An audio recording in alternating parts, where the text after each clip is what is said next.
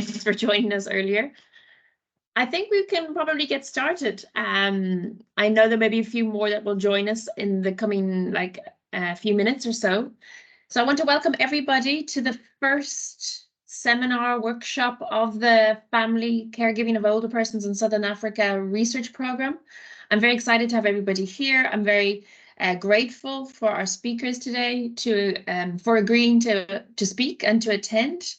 We have Professor Debora Price from the University of Manchester, a long-standing friend and colleague who has been working with us, giving us lots of support and insight into her vast range of experience in the area of care of older persons and family care of older persons.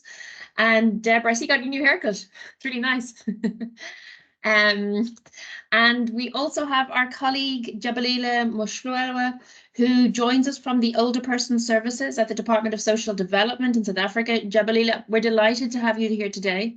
We're really grateful for your time, and we are very excited to hear also your vast experience and insights into government's engagement with older persons. So what we're going to do today is we're going to hear from the speakers. They're going to have about 15 to 20 minutes each, and then we will probably allow for a conversation from them both. Today we're looking at the role, government research engagement more broadly, and in doing so we're looking at the role specifically of policy briefs as a way of thinking through this engagement more broadly. And as I said, we'll hear from Debora first about the kind of wider intentions of a policy brief and what it does and what it tries to do, and various kind of maybe strategies around that. And also equally important, we'll hear from Jabalila about how governments receive policy briefs. What do they do with them? How can we work better together? And so that's the kind of the intention of the meeting today. And then following the presentations and a short discussion between the two colleagues, what we'll do is we'll open up for questions and answers. Just to remind you, the presentation part of this is being recorded, but not the questions and answers. And we're doing that for colleagues who can't be here with us today, unfortunately. So I'm going to hand over to our first presenter, Debora, and I thank everyone again for participating. And over to you, Debora. Thanks very much, Eleanor.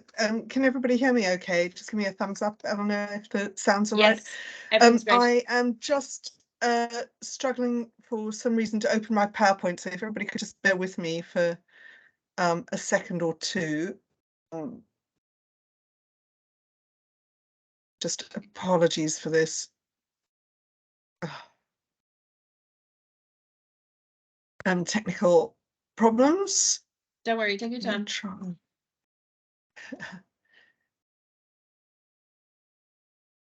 I'm just wondering if one of you could open it in the meantime. Eleanor, oh no, I've got it here. Yeah, thanks. Sorry. And I should be able to share my screen and then say hello properly to everybody. Okay, share seems to have been disabled. Eleanor, is that something you can fix at your end? Yeah, let me have a look. You may need to make me a presenter or an organizer or something. I'm guessing that'll be a problem for the other speakers as well if they have slides. Sure.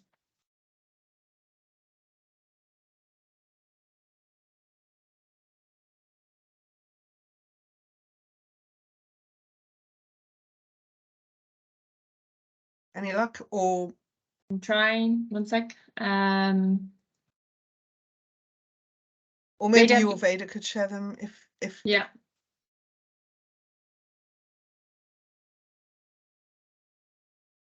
Veda, you have any luck there? Yeah, I'm busy working on it now, sorry. Okay. I mean, or either enable my share or if one of you shares. I think. Anyway, while we're trying to get that sorted, let me say hello to everybody. Thanks very much to Eleanor for inviting me, and thank you all for coming. Really appreciate that. Eleanor invited me because I work in the United Kingdom, and for the last 20 odd years or so, thanks very much, Veda, that's great. I have worked very, very closely with policymakers and in central and regional government, and also with NGOs. And I currently work on something which we have here in the UK called a policy research unit, where we've actually been set up in order to work with government, and that is partly funded by government, although it's an independent research unit. So what she asked me to do was put together some thoughts from my experience of working with government, and to kind of share those with you, and hopefully we can have some discussion and Q&A afterwards as well. And Ellen, I'll end at 7:20 so that we don't lose any time. So I'll speed my way through. Next slide, please, Veda. So, hello? Yep. Yeah, okay, cool.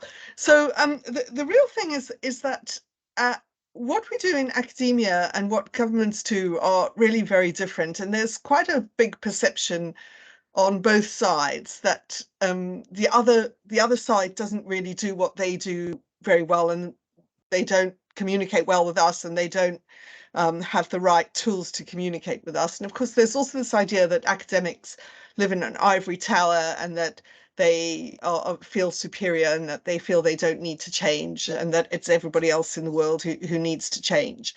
And so this impasse has led to really a lack of dialogue over many years between the people who do the research and the people who actually have to implement policy and change lives. And unless you can find a better way to have that dialogue, it'll stay that way. The research will stay in the universities and journals and academic articles that, pretty much no one can read, especially in sociology, which I know is Eleanor and my field, where we tend to use, very difficult language. And actually, policymakers then don't necessarily have the best or the most up-to-date evidence in order to do the jobs that they need to do. So I thought that I'd structure this around 5 questions. Veda, if you could move to the next slide, thanks. And the 5 questions are: why do you want to communicate your research? When should you communicate your research? 2, where do you find them? And how actually, what are the nuts and bolts? What's the recipe for doing that? So the first question is why? Next slide, please, Veda. And there are a number of reasons why you might want to do this. And they're all very different. And actually, depending on why you want to do it, that'll determine who you look for, what you tell them, and what you say to them. So I think that this is actually the fundamental step. If you can't work out why you want to communicate your research findings, you actually can't do anything else. And I was thinking about this over the years, and I thought there are 6 reasons that I can think of why I have communicated research findings. One is just simply that I have some research that I've done or that I've read about, that I know about, and I think it's relevant to a current policy agenda. And I think policymakers who are trying to set that agenda should know what the results are. So that's a sort of very, here I am as an academic communicator that doesn't necessarily have a political agenda.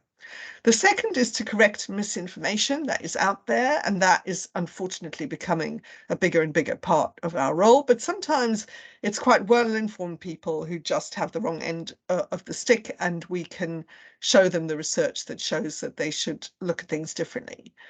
But sometimes we have more of an activist role. We're trying to change the policy narrative. This is a big issue for us in gerontology, in the study of older people. We're trying to change how they're viewed. We might actually want to influence a policy agenda in a particular direction. So we might want to say, if you listen to this evidence, you'll feel compelled to do X. We might actually want to deal with something. This is a big issue for care of older people in Southern Africa, I think, to try to set a new policy agenda. This is not on the policy agenda. We want everybody to start thinking about it. Or we might actually be research activists, where the reason that we do research is to pursue our activism in a particular area. So set that in your mind, work out what it is that you want to communicate. Next slide, please, Veda. The next really important question is, do you have a policy ask? Are you actually asking policymakers to do something? And by this, I mean, are you asking them to stop doing X to start doing Y or to change the way they do Z. Because if you do, that has to be really clear. But also to say that when academics are communicating research, we don't necessarily have a policy ask. Sometimes we're just trying to get information into the policy domain, as I showed in the previous slide. So that's another question for you to ask yourselves. If you do have a policy ask, it must be really clear and it must be supported by evidence. It must be feasible. There's no point in policy asks that are just, fanciful. And it should, if you want it to be acted on, it should be realistic. Not all policy asks are realistic, but if they're not realistic, they stand no chance of being acted on. Okay, the next question that I think is quite important, and I think that a lot of people, if I can say this, particularly I found women who tend to do themselves down a little bit in academia sometimes, you have to work out who you are. Because if you can't convince yourself that you should be listened to, you won't convince anybody else that they should listen to you. So think about, what are your credentials? Where are you based? Does that help with establishing who you are? Why should anyone listen to you? Why should you have credibility in this field? And why are you putting out this policy, this policy evidence? Why is it part of your agenda? And make sure that these things are communicated in any brief that you put out there, because basically you have to establish your credibility for anybody to listen to you. Okay, next slide, please, Veda. So the next question is, when do you put out a policy brief? And this really does depend on why you're putting it out. So if you are trying in one of the first few ways to influence a current policy agenda, you must put the information out in a timely way. You have to put it out when people can use it to formulate policy. And to do this, you have to be networked. I have never found another way to do it, really, although there are possibilities. But basically, you need to know what's going on. You need to know who the key players are. You need to know who's briefing the key players, because those are actually the people you want to give your information to. You need to know what the policymaking window is. So you need to be tuned into the core policymaking processes, especially how policymakers gather evidence and information. But also who the other stakeholders are who might use the information. And very important here, if you're trying to put out timely information, you can put it out imperfectly with appropriate caveats. And that is much more influential than perfect information provided too late. But none of that really applies if you're trying to set a new agenda, where what you need to be is strategic and persistent. You need to think, who might the people be who can help with your cause in the short, medium, long term? How can you set up regular lines of communication with them? How do you influence the wider public and change the public conversation? And how do you create alliances? So very different strategies depending on what it is you're trying to do. Next slide, please, Veda. So there's this great blog, although it's written for the Australian context, it's written by a couple of Australians, which is for early career researchers who might not have any of these contacts. They might not know anybody. They might not be in the right place at the right time. And they've written this blog to help people to make a start in this sort of policy influencing world. So they ask who might be interested in, these are questions for you to ask yourself. Who could be interested in your research? Why would it be of interest to them? What aspects of your research are most interested to them, and how are they networked with each other? So next slide, please. So we then ask ourselves, okay, who are these mysterious people that you might want to influence? And actually, there are loads of them. Once you start getting into the policy-making world, there are people who are politicians, and just remember that can be in power and in opposition. Especially if you're expecting the opposition to maybe win an election one day. That could be civil servants, government agencies, people in industry. Then there's an entire policy community that you probably want to share your findings with. And this includes think tanks, pressure groups, charities, community organizations, the media, and academics. And then there might be individuals who champion these policies. They could be celebrities, or they could be activists. and they could be doing that for all sorts of reasons. So you need to identify them. You need to work out who in government you might need to communicate with. You need to ask yourself if you have networks that can help you identify these people. You need to put yourself out there. You need to attend and contribute to events, join networks. You can look for a lot of this information on the internet, try and establish relationships with the relevant people, and think about alliances. But the most important thing here is to start where you can. You're not trying to get an audience with the Prime Minister. If all that you can do is get an audience with a junior official in a particular department, start there. Everything starts somewhere, and it almost doesn't matter where. Once you need a place to start snowballing from. And then the next slide is, where are they? And this is absolutely crucial, because if you send out blanket emails, they may be stopped by spam filters, and they may also just be deleted by the recipients without reading. So you need to find out where these people are. You need to identify them by name. And my last bullet point there is, you need to actually make lists and have a strategy. So spreadsheets become your absolute friends when you're trying to influence policy. Names, contact numbers, emails, when you contacted them, did they respond? Did you follow up? Did you have a meeting with them? And so on. And then the nitty-gritty on the next slide of how to do this. So you've worked out why you want to do it, you've worked out who you want to do it to, you found out where they are, what do you need to do? And these, I think, are the absolute key things. It needs to be short, ideally 2 to 4 pages, can be a bit longer, but rarely. The purpose and key must be upfront. It must be very clear, non-technical language, straightforward language. And I think sometimes trying to think like a journalist here is better than trying to think like an academic.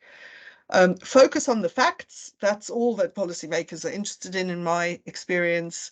They have very little interest in theorizing or how it was collected. It's essential to address the so what problem. You're telling them something, but why are you telling them that? So what? And then this goes along with your credibility. It's very important to acknowledge limitations in what you're saying, acknowledge uncertainties, acknowledge areas where evidence is unclear or ambiguous, and don't oversell your findings. And those are all issues to do with academic credibility. But I found it's also helpful to ask yourself what a policymaker will do with your work and whether your briefing helps them to do that. So the closer you can get to giving them what they actually need to do their work of influencing their politicians, the more they'll make use of your work. And then the final thing is, be constructive. If you just shout at people and tell them they're useless, they actually will just bin whatever it is that you're giving to them. So try and see things from their point of view and be empathetic. And then I have found that I think there are some things which it really helps to appeal to when you're writing a policy brief. Are there known policy commitments that people have publicly stated, or a party in power has publicly stated, that they are committed to? And this can include manifesto promises. If you appeal to those, you can do better. Do they have known policy aspirations? Are there known values and goals that policymakers will want to be implementing? Can you help them show moral and ethical leadership? And can you help them to lift people out of suffering, which is a reason that a lot of people go into policy?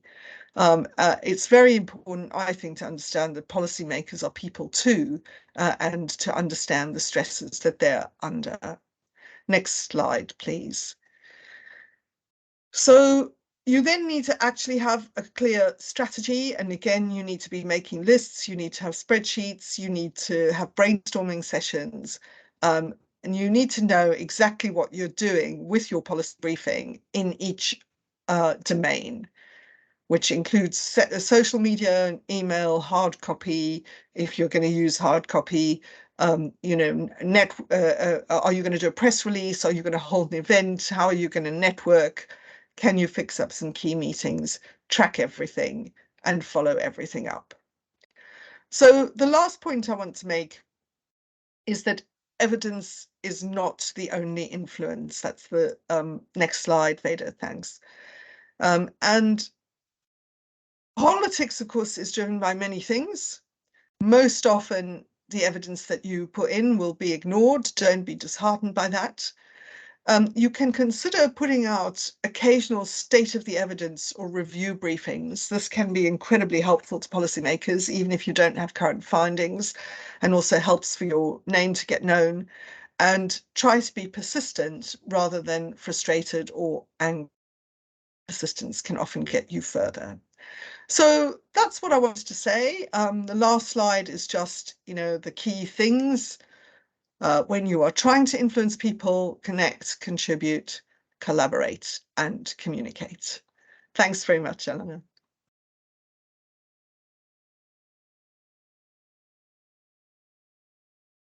And thank you, Veda, for excellent slide control. Thanks, Deborah. Pleasure. Thanks, Thank you. Veda. I really appreciate the, deeply insightful learnings and lessons and tips and kind of strategies and ways of thinking about what we're trying to do in doing it in a kind of methodical manner of building up, relationships, building up networks, building up what you're trying to say, what agenda are you trying to get onto the table or whatever, whether it's a new one or it's a reframing as you did. That's been really, really helpful. I'm going to hand over now to Jabalila. Jabalila, I'm not sure if you have a presentation or if you want to just talk. If so, we can manage it from our side if it's easier. Okay, thank you very much, Elena. I've just sent my presentation now. I don't know whether it's still crossing the borders and the oceans, but I have a presentation. Brilliant, I have it here. I'm going to open the it up. second one? Yeah.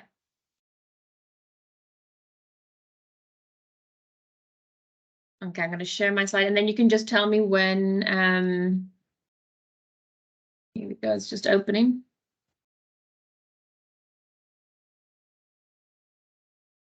So yeah, you can just tell me when to share or when to turn. Can everybody see it? Not yet.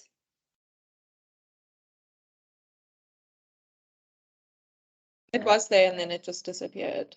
Is it? Yeah. And now? Yeah, it's back now. Yeah, we've Okay. got it. Okay, great. Shall I make it full screen? I think so.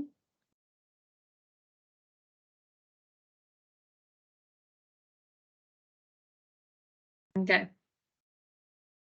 Okay. Maybe by way of introducing myself, I will just show my face. But I know that the server here is not that strong. But for the sake of introduction, I will just turn on my camera. Thanks, Jabalila. Okay, my name is Jabalile. The surname is Muhlowa, and I'm employed by the National Department of Social Development, which has got a number of branches, but our branch would be the Welfare Services branch. That's where our Directorate, Older Persons Services, is located. Thank you.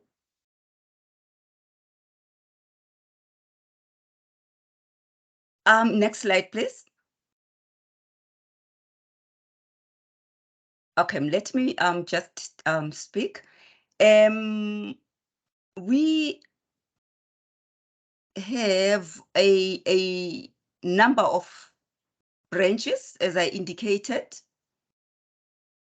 I can't see the next slide. Maybe I should talk from my slides here so that there's progress. Yeah. Am I audible? I'm going to share it with Veda, who can probably share it properly. Yes, we can hear you. You can speak so long and then I'll catch up quickly. All right. Obviously, as a national department, we have a minister who reports in Parliament. Then we have a Director General who is the accounting officer countrywide. And under his management, we have 6 branches overseen by 6 Deputy Directors General. And as I indicated, we have a welfare branch. There are 4 chief directors And our directorate is within a branch called Social Service Professions and Older Persons.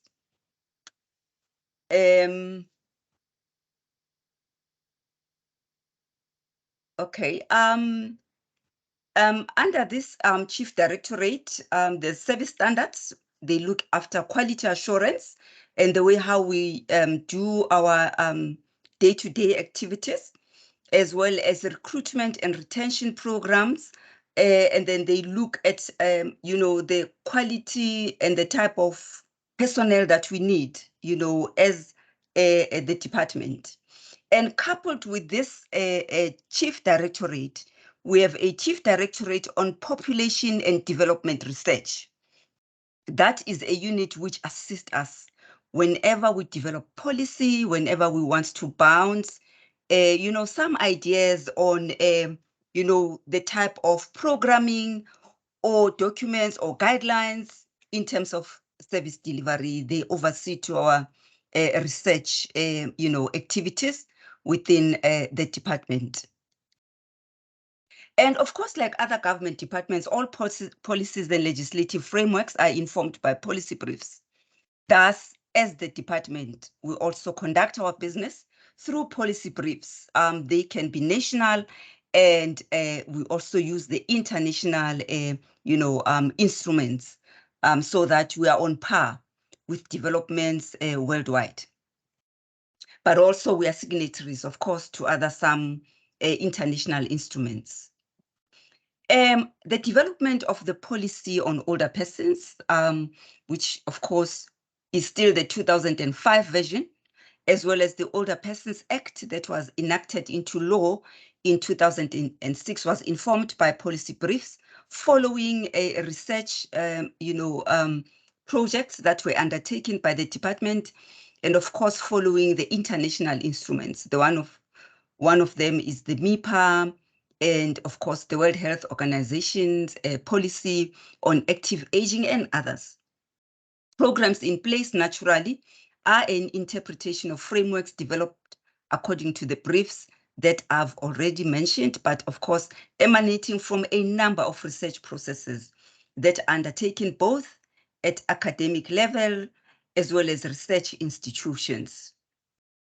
Briefs are such that further questions may arise during the research process or remain uncovered due to the scopes and terms of reference that we may have, issued out during the process of research undertaken. And therefore then that will necessitate some form of further consultation or tapping into existing policy briefs. It can, like I said, conducted locally, international, by government institutions, private sector, as well as academic or research institutions. And that's when some policy briefs, such as those derived through academic institutions, become a source of reference, so as to ensure that the responsiveness of frameworks is actually, yielding the results that the government would like to achieve. Now, the directorate, as indicated, is within the welfare branch, which then looks at an older person as part of a bigger, community, as part of a family, and as part of, the vulnerable groups that the government has, indicated that those are people who need to be prioritized. Included would be the implementation processes that emanate from policy briefs. From the policy briefs, we'll then look at the costed program implementation of frameworks. These are then presented at National Treasury. Now, I'm trying to answer what do we do with policy briefs that we receive, those that we have commissioned, and those that we have taken from various resources. And upon being presented at National Treasury, we would then look at how best we can get a slice of budget from our, excuse me a bit.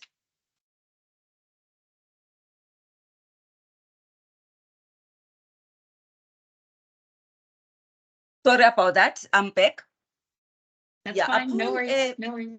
yeah, upon presenting at the National Treasury, then we know that the policy brief is then being able to be implementable, because as we may know, or what the policy brief may institute, it would then need to be costed, it will then need to be implemented, monitored, and of course, evaluated over a period of time. Now, in line with policy implementation processes, the review process will follow the same pattern of facilitating the availability of policy briefs. The recent one that we have just had is one on the implementation evaluation of the Older Persons Act, which I mentioned earlier. It's Act number 13 of 2006, which was conducted by the Department of Social Development. That is the department that is presenting now.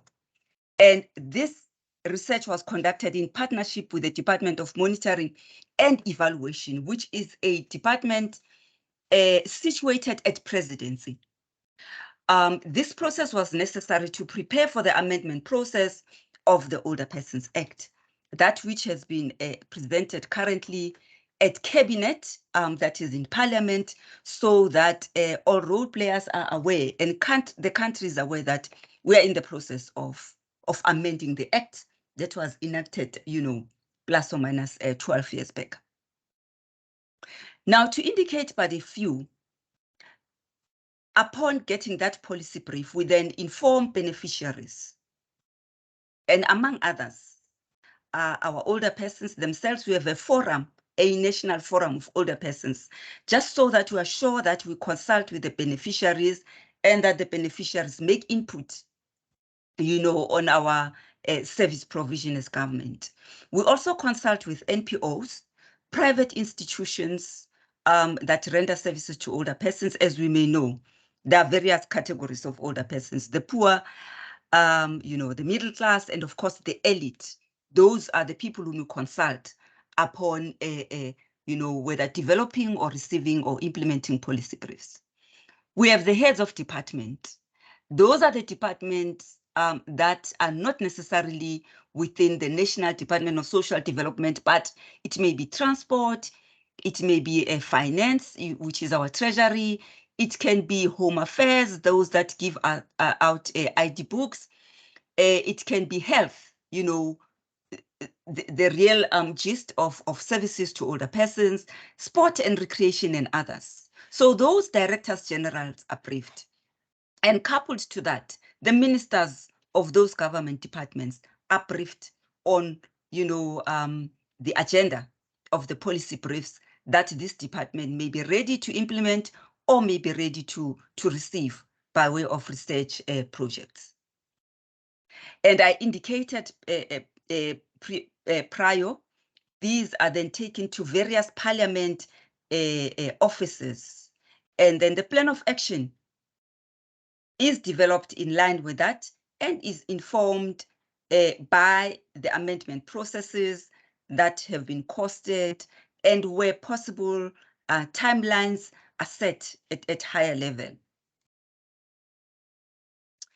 Now, as we may know, these will be phased in intra-departmentally because, of course, we've got other chief directorates, which will be substance abuse. We have families, we have children, we have the youth, and of course, strategies that this government may put in place to ensure that all guidelines and policy documents speaks to each other or to one another, depending on where and the level of the policy document is situated. And of course, to ensure that the budgetary allocations that have been presented at a national level are then, relayed at provincial level, regional level, as well as at local level. Now, upon completion of this research commissioned, we then make sure that the issue of human rights is also elevated. Hence, we have our South African Human Rights Commission being part of a role player in our day-to-day activities. And I know that they have a section, a committee specifically located within that national office, and it's called a Section 11 committee, and their role is to oversee how are we discharging our services, but also to ensure that country-wise the issues of human rights are elevated. And they also from time to time conduct their own research and report to us and demand, I will call it demand, because half the time they would like us to inform them as to how far are we with the policy brief that they've given to us. Now, these are various efforts to ensure that all policy briefs that matter are taken through the system of the department. And of course, sometimes departmental researchers are commissioned, not only within the Directorate Older Persons, but at other, directorates and chief directorates. Now, our response, as it were, at high level upon receiving these policy briefs, necessitated the involvement of other stakeholders. We then write letters to ministers, administrative officials for support and buy-in. But the challenge has always been committing resources to this single sector of older persons, as it were, by various government departments. Hence, our role from time to time will be mainly to facilitate the mainstreaming of aging issues within various government departments or as per their mandates as government departments. We also do liaise with private sector. I remember when we had, the scourge of COVID-19, we were, in continuous interaction with the private sector. I can elevate banks that came through to us because, the policy briefs were clear and very glaring to say we need each other, so that's how far we can go in terms of policy briefs that we receive at various angles of the existence of older persons and of aging issues. Where situations are dire, we even advocate, policy inclusion or policy demands. For example, recently, our department has advocated on policy inclusion within the Department of Human Settlement. We all are aware as South Africans that there is always a saying of 10% being allocated to older persons. But truth be told, we have never laid a finger or felt the 10% allocation. But also we have had a spate of incidences within facilities of older persons. They are either bent down or older persons have been found dead. So we have always said to the Department of Human Settlement, we need a policy on special needs housing, tabled and taken through policy approval processes, which as indicated before, would also be tabled at the highest level of the country, which is Parliament. We also publish the work done by gazetting so that we get public inputs and to also make sure that we are relevant, we are responsive, we address gaps, and also we are aware of the trends, in line with our service delivery modes within the country. Now, by way of saying what would be the role of academics, I think this is the gist of the subject today. I think the academia should continue to do the work that they do, that is conducting research, and of course, come up with policy briefs that are current, that are dynamic, that are relevant, and address the gaps and trends in terms of what the business of government is all about. And as people also on the coalface of issues, they would continue to verbalize, the needs on aging, both nationally and internationally. And they should continue to publish the work done because, as I mentioned before, upon the gaps that we realize in the implementation process of our policy briefs, we then tap on what academics produce. For example, during the process of implementing the policies currently that I mentioned earlier, we realized that there's a gap in implementing those policies. And we were able to use some other, policy briefs that were found. I remember in my community-based care and support service programming, I made use of one of the research, briefs from a scholar in the University of Free State. And that became handy because of the published work that, academics do. So they should also feel free to respond to calls for proposals that various government departments do whenever government issues some. But also it is not a secret that there is a Public Finance Management Act that has got its own regulations and guidelines. So whether or not academics are in line with that stands to be, explored moving forward. Presenting or marketing their annual or biennial research programs would be very beneficial to government institutions because it may attract interest and may also lead to partnerships between academics and government institutions.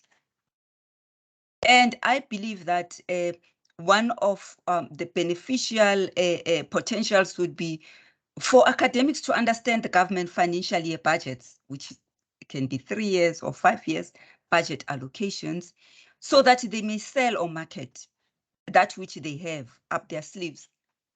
And we may, take cognizance of issues that we may want to prioritize as government or lobby support thereof as chief directorates or directorates within government institutions.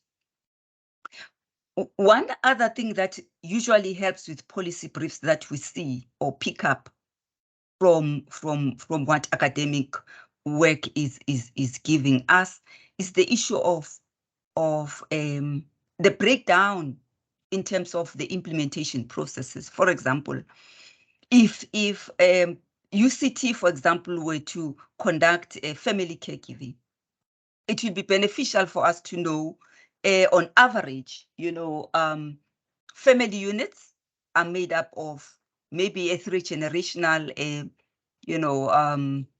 families, and this then means the pension of an older person would be to look after, all other generations which may be unemployed. Then we know as government that the issue of care dependency grant marketing would be prior. Taking into cognizance that the country only looks after 412 beds of frail older persons. This then means the model of community-based care and support services must be strengthened. Of course, we have done our costing from the research that we have made, and the policy brief is loud and clear. We need caregivers to go out there and service our frail older persons who are housebound within families, especially if we claim as a country that older persons should remain within their families. Therefore, then we are challenged to say, what would be the norm of a caregiver to older persons out there? Is it 1 caregiver to 5? And if so, what are the cost drivers to make sure that that program is actually beneficial to caregiving within communities, but also to say, how do we make use of the norms and standards of another government departments, which in this case would be the Department of Health? What is their policy brief in terms of caregiving within their communities? Would it be 1 caregiver to 5 older persons, or in terms of the National Health Act, is 1 caregiver to 3 frail older persons? So the allocation of resources, of course, remain poor in the implementation of policy briefs. I don't want to be biased, but let me just verbalize that, also maybe as an activist in my own small space of the rights of older persons, it has always been and still remains poor. But I think, as you can understand, we all are fighting for minimal resources. So within, the framework of which you are employed, in this case, it will be the Older Persons Act and other policy directives, the World Health Organization's Healthy Aging Program, It's what I would be vying for within my space, within the department. There's been poor response from role players at all levels, let me admit, and let me also confess, even within my department. But nothing stops us from using these policy briefs that are under discussion in order to ensure that there's prioritization of aging issues within the country, within the department, and at all levels of government, departments. The approach on aging issues, we know, it's not yet developmental. It's still clinical, but as activists, if I were to use that word, we need to ensure that the developmental aspect is accepted and is supported countrywide, across government, across private sector, and within the beneficiaries themselves. They should see themselves as resourceful and be able to stand for their rights and fight for them when necessary. Hence, we have a forum of older persons, which this department started to ensure that older persons have a voice and that their voice is recognized. And we ensure that we take them through various government departments. For example, during the tenure of Minister Motsoaledi within the Department of Health, we made sure that older persons actually engage with Minister Motsoaledi within the Department of Health and voice their needs, disgruntlement, if there are any, and dissatisfaction at the ear of the minister himself. And unfortunately, the issue of monitoring then becomes a challenge after having engaged with various ministers. This is just one example. But also let me admit that parallel processes of policy brief development may not facilitate complementary implementation processes unless there is an ongoing communication among role players and among stakeholders. Therefore, then, if the right hand knows what the left hand is doing, it may yield, the results that we all anticipate. That is the well-being of older persons. We confirm that policy briefs produced by academic institutions are utilized by us, that is government, at various levels for various purposes.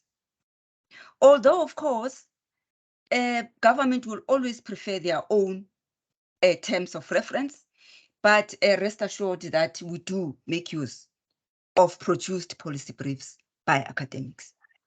I will pause right there, Elena, and I'm sure this debate will actually assist us to improve service delivery within South Africa. Thank you very much. Thank you. Thanks so much, Jabalila. I think I really appreciate hearing more about, particularly the high-level processes, which are, needless to say, fairly detailed. Hearing about the ways in which, the voice of older persons are already catered for within the processes, but also about your insights from how researchers can engage in these processes in the multiple ways they can do that. So thanks again, and it's such a great opportunity to have you here. I'm going to, what we suggested was we suggested